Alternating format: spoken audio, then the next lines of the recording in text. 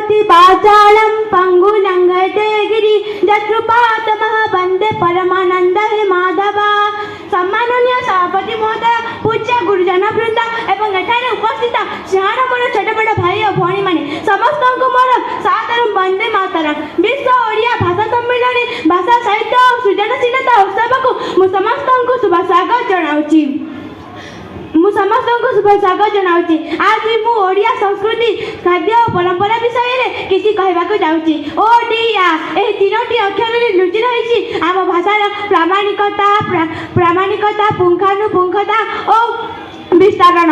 जो देशर संस्कृति और परंपरा जेते उन्नत से देश सेते समृद्ध। तेणु आम आम संस्कृति और परंपरा को केबे मध्य भूलिबा नहीं। समुपसर्ग कृ धातु की प्रत्यय हो संस्कृति शब्द उत्पन्न। सम्यक क्रियते इति संस्कृति। संस्कृति अर्थ हेउची आमे जहाँ उत्तम और परिमार्जित रूपे करिताउ ताहा हेउची संस्कृति और परंपरा अर्थ हेउची जहाँ आमे धारावाहिक रूपे करिताउ ताहा हेउची परंपरा। संस्कृति खाद्य और परंपरा दृष्टि आमे ओडिया भारी बढ़िया। आम संस्कृति जुगे जुगे महान संस्कृति रूपे दृष्टांत सृष्टि करी आसुची।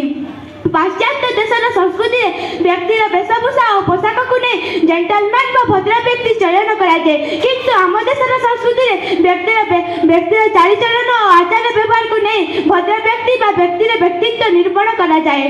पाश्चात्य देशर परंपरा भिखारी परी खाद्य परिवेषण कराए, किंतु आम देशर परंपरा पीड़ा पकाई पानी ढाली ग्लास थोई सुस्थे बसी खाइबार प्रथा रही जद्वारा शरीर और मन सुस्थ रहिबो। किंतु दुखर कथा आमे आम संस्कृति और परंपरा को भूली जाए पाश्चात्य देशर संस्कृति और परंपरा अनुकरण तो नुहे अनुकरण कर पिज्जा बर्गर पछे खाइछु एवं बफे खाद्यर अनुकरण करूछु।